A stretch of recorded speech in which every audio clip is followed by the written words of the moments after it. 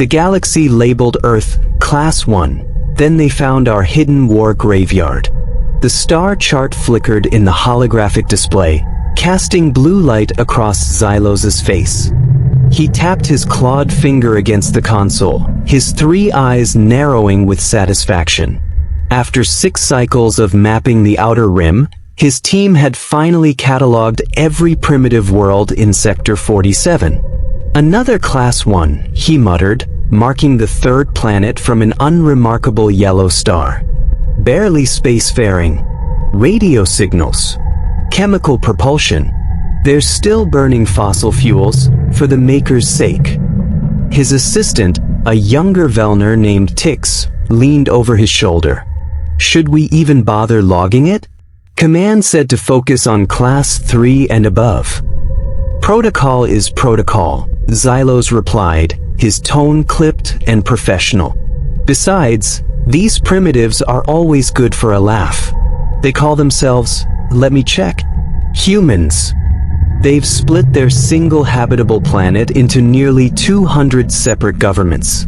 They can't even agree on basic resource distribution. Tix chittered, the Velner equivalent of laughter. Typical Class 1 behavior. Give them another 1,000 years, maybe they'll figure out fusion.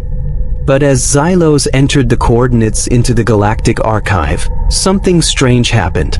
The screen flashed red, then yellow. Then a symbol he'd never seen before appeared, a circular emblem with 3 interlocking rings and a single word in ancient galactic script. Quarantine. What the Xylos's confidence evaporated. He pulled up the classification details, expecting an error in the system. Status. Historical designation override current classification. Class 1, technological primitive, override classification. Restricted, quarantine radius. 50 light years authorized personal. Council elders only violation penalty. Immediate execution. Tix's breathing quickened. Xylos, what does this mean? Class 1 worlds don't get quarantine markers. Those are reserved for worlds that nearly destroyed the galaxy, Xylos whispered. The implications hit him like a plasma blast. In his 12 years as a xenoarchaeologist, he'd only seen 3 quarantine zones. One was around the Vrel homeworld, where an AI singularity had consumed an entire species. Another surrounded the remains of the Ktheran Empire, whose bioweapons still rendered 17 systems uninhabitable. And now Earth. Primitive, backward, divided Earth. Pull up historical records, Xylos commanded, his hands trembling. Everything we have on this system. Go back as far as the database allows. Tix worked frantically, fingers flying across holographic keys. Xylos, the archive only goes back 40,000 cycles. Anything older is sealed by council decree. Then unseal it. I can't. We'd need elder authorization. Xylos stared at the planet rotating slowly on his screen. Class 1. Harmless. Except the galaxy's oldest governing body had marked it as too dangerous to approach. Find me an elder, he said quietly. Find me one who was alive before the quarantine was placed. I need to know what these humans did to scare the entire galactic community. 3 days later, aboard the council station orbiting Velner Prime. Elder Kalen was old. Not old by human standards, old by galactic standards. His species, the Drath, lived for millennia, and Kalen had survived longer than most. His scaled skin had turned a deep bronze with age, and his forearms moved with the deliberate slowness of someone who had seen civilizations rise and fall. When Xylos entered his chamber, the elder didn't look up from the ancient text he was reading. Actual paper, not holographic, which meant it was truly ancient. You wish to know about Earth, Kalen said without preamble. Xylos froze. How did you? Only 2 subjects bring young xenoarchaeologists to my door anymore. The Vrel event or the human incident. Kalen's eyes, milky with age, finally lifted to meet Xyloses. And since the Vrel are common knowledge, you must have stumbled upon the Sol system. Elder, I don't understand. The humans are Class 1. They're primitive. They fight over religion and resources. Half their planet doesn't have clean water. Why would... Sit, Kalen interrupted, gesturing to a low cushion. Xylos obeyed, his heart's pounding. Kalen closed his ancient book with a thud that seemed to echo in the chamber. What I'm about to tell you is not in any public archive. The Council has spent 40,000 cycles ensuring that knowledge of humanity's true nature remains buried. We did this not out of malice, but out of fear. Fear? Of Class 1 primitives? They weren't always Class 1, Kalen said softly. Once, humanity was the most advanced civilization the galaxy had ever seen. They were Class 10, the only species to ever achieve that designation. The words didn't make sense. Class 10 was theoretical. It meant complete mastery over space-time, over matter itself, over the fundamental forces of the universe. That's impossible, Xylos breathed. I was there, Kalen replied. 43,000 cycles ago, I was a junior diplomat assigned to first contact with humanity. They didn't live on one planet then. They lived on millions. They had reshaped entire star systems to suit their needs. They had technologies we still don't understand. Dyson swarms that harvested the energy of entire stars. Stellar engines that could move solar systems. They had conquered death itself. Human lifespans were measured in millennia, not decades. Xylos felt dizzy. Then what happened? Where did they go? Kalen's expression darkened. They went to war. Not with us, with something else. Something from outside our galaxy. We called it the Breach, a tear in reality itself, and through it came entities, beings of pure entropy that consumed everything they touched. Stars, planets, energy, matter, all of it fell into the Breach's infinite hunger. The humans fought it? The humans tried to stop it, Kalen corrected, and they nearly succeeded. But the cost? He trailed off, his 4 hands trembling. The war lasted 3,000 years. By the end, the human empire was gone. Their worlds were shattered. Their technology was turned to ash. They threw everything they had into the Breach, billions of ships, trillions of soldiers, weapons that could crack planets like eggs. Did they win? Kalen's laugh was bitter. They sealed it. At the moment of their greatest desperation, the humans built something called the Omega Array. A weapon so powerful it could rewrite the laws of physics in a localized area. They activated it at the Breach's center, and... He made a gesture with all 4 hands. Reality itself bent. The Breach closed. But the backlash destroyed everything within 100,000 light years. Xylos's mouth had gone dry. The Dead Zone. What you know as the Dead Zone. That massive region of space where no stars shine, where no life can exist. That was humanity's final battlefield. They saved the galaxy, Xylos. They saved all of us. But they paid for it with their civilization. So the survivors? The few million humans who survived were thrown back to their origin world. Their technology was gone. Their knowledge was scattered. They had to start over from nothing. The Council debated what to do with them for decades. Some wanted to help them rebuild. Others wanted to eliminate them entirely, fearing they might someday regain their power. What did you decide? We decided to leave them alone, Kalen said quietly. We placed the quarantine, erased their achievements from public records, and classified them as Class 1. We told ourselves it was mercy. Let them rebuild at their own pace. Let them forget the horrors of what they'd seen. But really, he met Xylos's eyes. We were afraid. Afraid of what they might become again. afraid of what they might do if they remembered. Silence filled the chamber. Finally, Xylos found his voice. The war graveyard. There's a war graveyard, isn't there? That's why the quarantine radius is so large. Kalen nodded slowly. In the Kuiper belt, beyond their outermost planet. It's where humanity's final fleet made its last stand before deploying the Omega Array. Thousands of human warships, each one the size of a moon. Most are still intact, floating in the dark, their weapons powered down but not destroyed. And if someone found them? If the humans found them? Then the galaxy would remember why we feared them, Kalen said. Because buried in those ships is all the knowledge they lost. All the technology. All the weapons. Everything that made them Class 10. He leaned forward. Tell me, Xylos, why are you really here? What did you do? Xylos swallowed hard. I may have sent an exploratory probe into the Sol system. Before I knew about the quarantine. It's heading toward the outer planets right now. Kalen's face went pale. Recall it. Immediately. I can't. It's on automatic survey mode.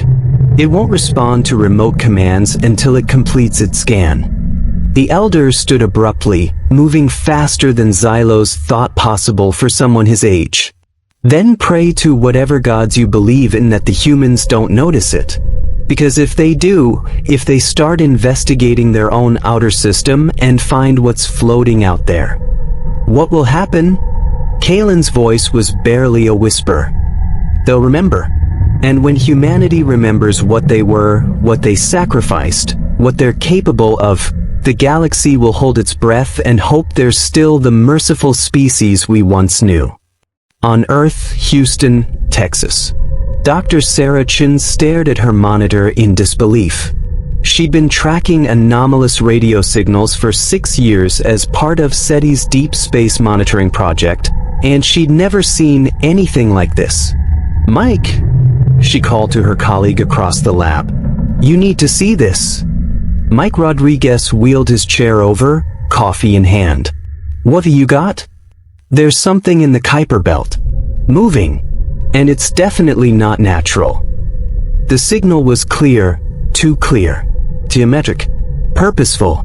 Whatever was out there was broadcasting on multiple frequencies, scanning, searching for something. Could be one of our probes? Mike suggested, but he didn't sound convinced. No. All our deep space probes are accounted for. This thing is sophisticated. The signal patterns are like nothing I've ever seen. It's almost like it's looking for something specific. Mike leaned closer. Should we report this? Sarah's finger hovered over her phone. Protocol said yes. Any potential contact with non-terrestrial intelligence was supposed to go straight up the chain to the Department of Defense. But something made her hesitate. Wait, she said, pulling up a spectral analysis. I'm getting secondary readings. There's something else out there. Something much bigger. The probe is heading right for it. On the screen, a massive signature appeared, or rather, dozens of them. Enormous objects, their surfaces reflecting just enough sunlight to show up on the long-range telescope. Those can't be asteroids, Mike whispered. They're too uniform, too structured. Sarah zoomed in on the closest object. The resolution was poor, but the outline was unmistakable. Long angular, covered in what looked like geometric patterns, or maybe weapons arrays. Ships. Massive, ancient ships. Oh my God, she breathed. Mike, these have been out here the whole time. Just floating in the dark. How did we never see them? Maybe we weren't looking hard enough. Or maybe... Mike's voice trailed off as the implications hit him. Maybe someone didn't want us to find them. The probe's signal was getting stronger now. Whatever it was closing in on the graveyard. And as Sarah watched, something incredible happened. The closest derelict ship lit up. Just a flicker at first, running lights activating after who knows how many millennia of dormancy. Then more. Systems powering up in sequence. The ancient vessel was waking up. "That's impossible," Mike said. "Nothing could maintain power for that long." But Sarah wasn't listening. She was reading the data stream that had suddenly appeared on her screen, text flooding in faster than she could process. Ancient languages, mathematical formulas, star charts, and beneath it all, a message repeating over and over in every human language that had ever existed. Archive accessed. Defensive protocols active. Humanity designated. Inheritor species. Classification, Omega. Authorization, unrestricted. "Sarah, what does that mean? Omega? Inheritor?" She shook her head, hands trembling as she pulled up more data. The ships weren't just derelicts. They were archives, monuments, warnings. And they'd been waiting for humanity to find them again. "I think," Sarah said slowly, "we just discovered that we're not who we thought we were." "The ships? Mike, I think they're ours." Aboard the Velner probe, automated systems engaged. The probe hadn't expected to find anything in this dead region of space. Its mission was simple: catalog celestial bodies, analyze mineral compositions, return home. But now it detected something. Something massive. Something that made its threat assessment protocols scream warnings. Warships. Thousands of them. Each one larger than anything in the Velner fleet. Each one covered in weapons systems that made the probe's AI wonder if it was experiencing a malfunction. Nothing could be that heavily armed. Nothing could need to be that heavily armed. Unless it had been fighting something truly terrible. The probe transmitted its findings back to the Velner science vessel, then followed its programming. Initiate contact protocols. It broadcast a simple greeting in the universal mathematical language used by all spacefaring species. A pulse of prime numbers. A friendly hello across the void. For a moment, nothing happened. Then every ship in the graveyard lit up at once. Thousands of ancient warships, each one a tomb of a civilization's greatest sacrifice, activated as one. Their hulls bore scars from weapons that no longer existed. Their armor was scorched by energies that could melt planets. But their cores still hummed with power, their quantum reactors having waited patiently through the ages for this exact moment. The probe's sensors went haywire as targeting systems locked onto it. Not just from one ship, from all of them. Weapons that could shatter moons focused on a probe the size of a car. Then a transmission. Not in the mathematical language the probe had used. In Velner. Identification, Velner Science Probe 447. Current classification of origin species, Class 2.4. Current classification of Sol, 3 inhabitants, Class 1. Discrepancy detected. Accessing Galactic archives. Reviewing quarantine protocols. Conclusion, deception confirmed. Galactic Council has deliberately suppressed human heritage. Threat assessment. Council action represents existential threat to inheritor species.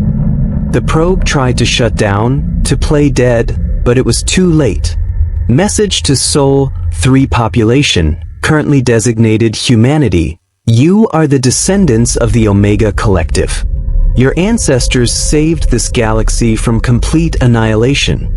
This fleet represents 0.3% of your species' military capability at peak strength. All knowledge, all technology, all records of your true history have been preserved here. Access granted. Welcome home, inheritors. The galaxy forgot you. We did not. We could not. Standing by for orders. The transmission wasn't just going to the probe. It was broadcasting on every frequency, to every satellite, to every radio telescope on Earth, to every human device capable of receiving a signal. Humanity was about to learn the truth. Back on Earth, every major space agency simultaneously received the same message. Chaos erupted across the globe. NASA, ESA, CINSA, ISRO, every space agency on Earth was suddenly flooded with data. Gigabytes, terabytes, petabytes of information streaming from the outer solar system. Technical specifications for faster-than-light drives. Blueprints for quantum reactors. Medical technologies that could cure any disease. Weapons that could crack planets. Shields that could tank a supernova. And beneath it all, video files. Millions of them. Sarah found herself watching one, tears streaming down her face. It showed a human woman in armor that seemed to be made of living light. Behind her, Earth hung in space, but it wasn't the Earth Sarah knew. It was covered in orbital rings, elevators stretching into space, structures that dwarfed anything humanity had ever built. The woman spoke, her voice tired but proud. "This is Commander Elena Vasquez of the Terran Defense Fleet, final log entry. The breach is sealed. The cost was everything. Of the 4 trillion humans who began this war, fewer than 8 million remain. Our empire is gone. Our colonies are ash.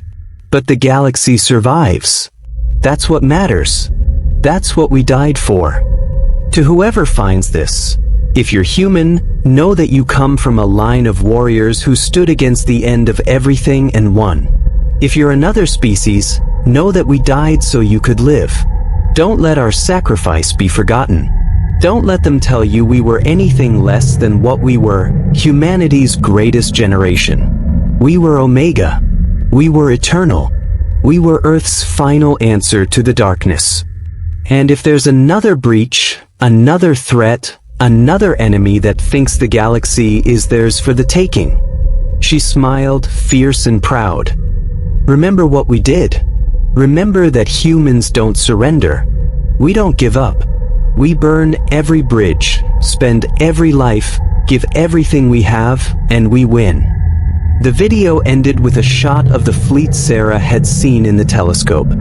Thousands of massive warships, each bearing the same symbol, a blue planet with white clouds, wrapped in 3 rings of light. Protected. Eternal. Sarah realized she was holding her breath.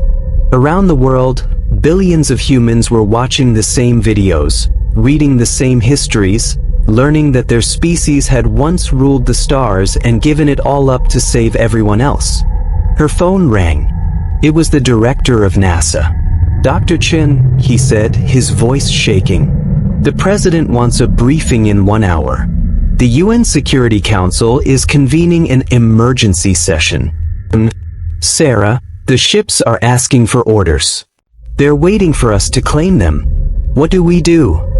Sarah looked back at her monitor, where the graveyard fleet was now fully active, each ship burning with power that had waited 40 millennia to be used again. "We remember," she said softly. "We remember who we were.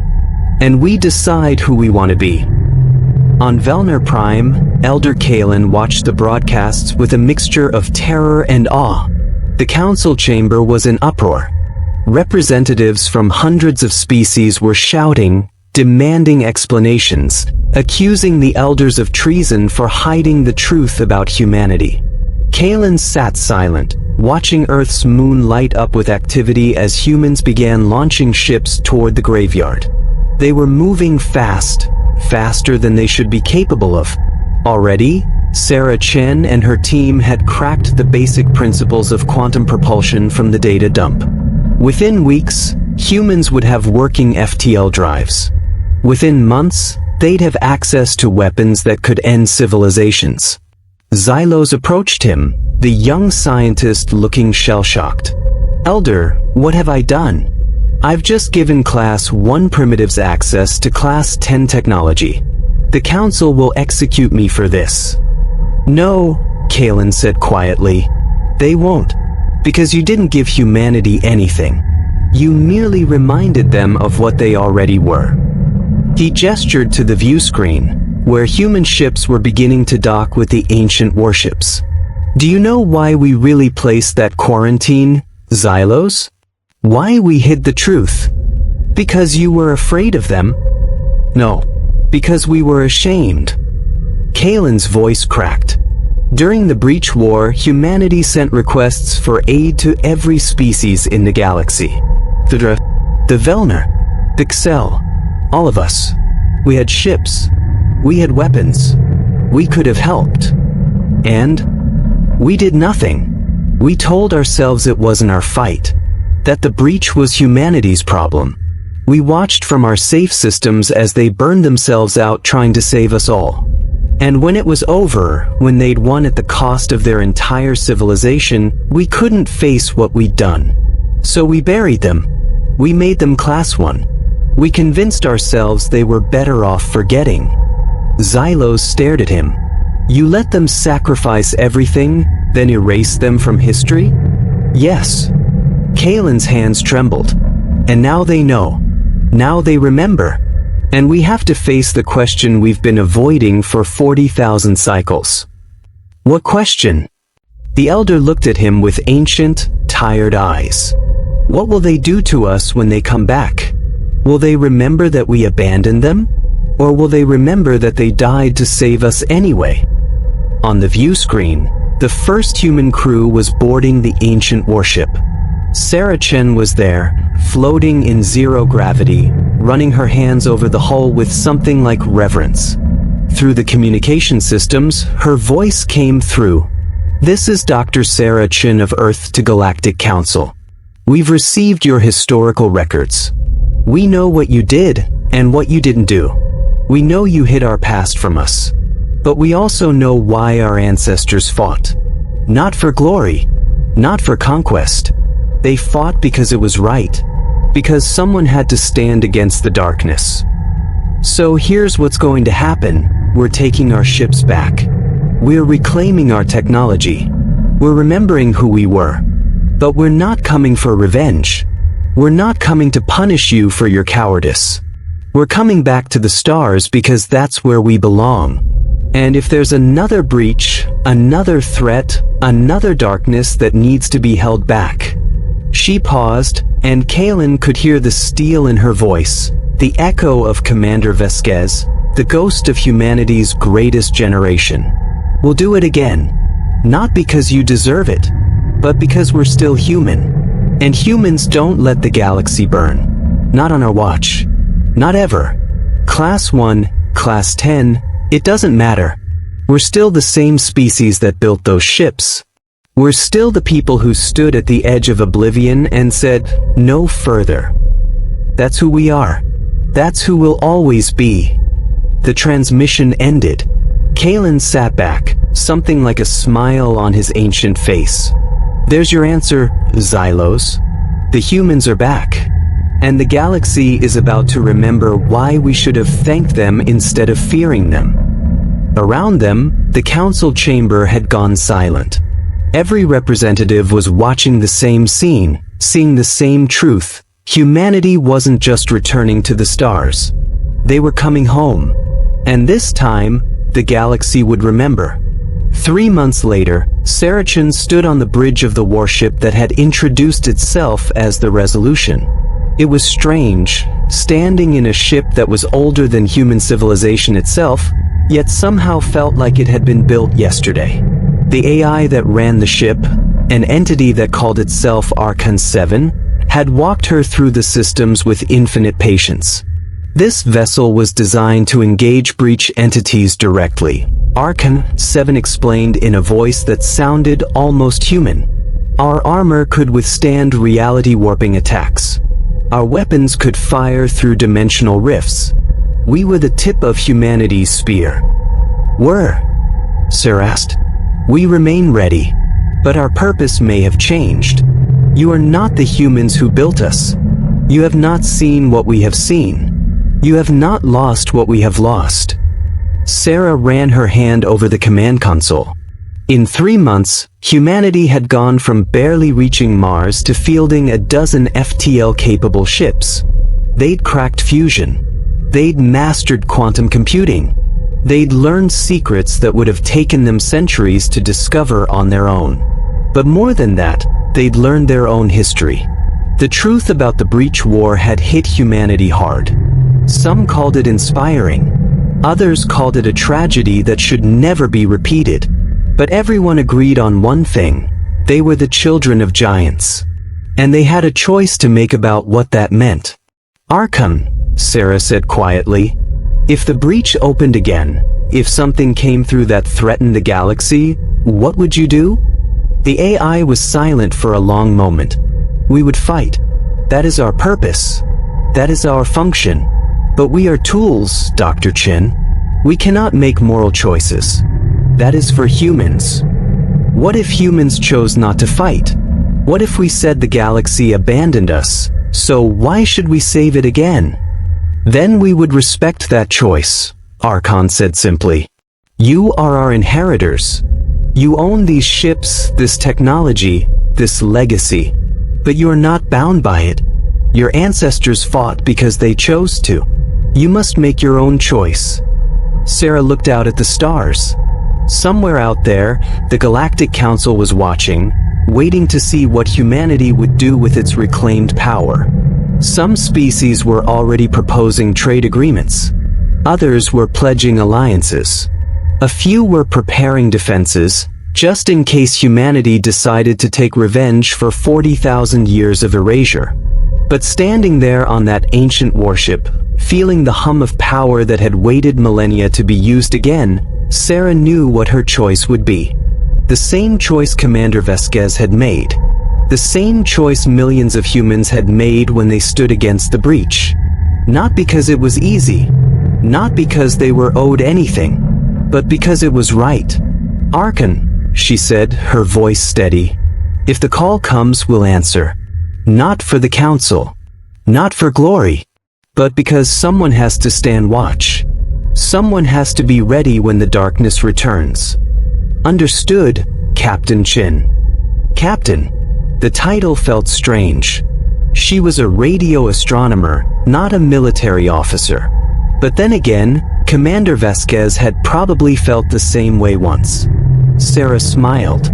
"Let's go home. We've got a lot to teach Earth. And a galaxy to remind that humanity isn't just back, we're here to stay." As the Resolution turned toward home, its engines burning with power that bent space itself, Sarah Chin took one last look at the graveyard behind them. Thousands of ships still floated there, tombs and monuments to humanity's greatest sacrifice. But they weren't graves anymore. They were a promise, a reminder. And if the darkness ever returned, the galaxy would discover that the one thing more dangerous than humanity at its peak was humanity that remembered why it had fought in the first place. Class 1, Class 10, it didn't matter. Humans were back. And they weren't going anywhere. The end.